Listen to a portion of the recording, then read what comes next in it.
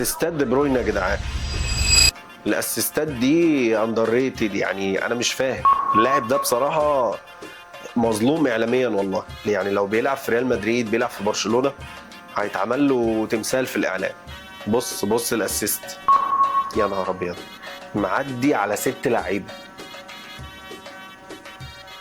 تتمتع كده بالاسيستات اللي هو بيعملها. يا سلام يا سلام.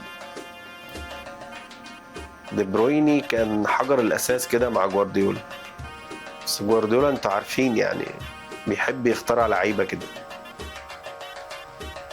اتمتع بالباص، اللاعب بيقف يشوف بيقيس تقريبا وهوب يجي لعبها. بص يا ابن الحريفه. بس برضه هالاند كان بيفنش ولا كلمه. يا سلام، في الستة والحارس ما يعرفش يجيبها. يا ولد، وهي بتتعرض جول.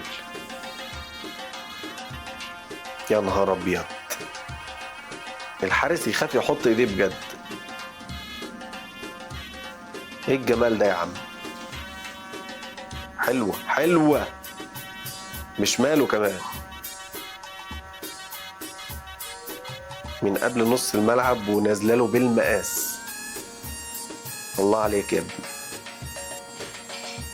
روح، هو خلاص عمل الاسكان، خلاص قاسها في دماغه كده بالسنتي وبيقوم لعبها بالملي.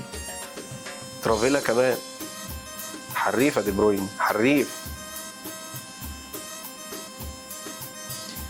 خلاص يا جدعان، هو عامل اسكان قبل ما يجي. ده لعيب نص ملعب زي الكتاب ما قال. لو وصلت لحد هنا صديقي ما تنساش تعمل لنا فولو وتصلي على النبي.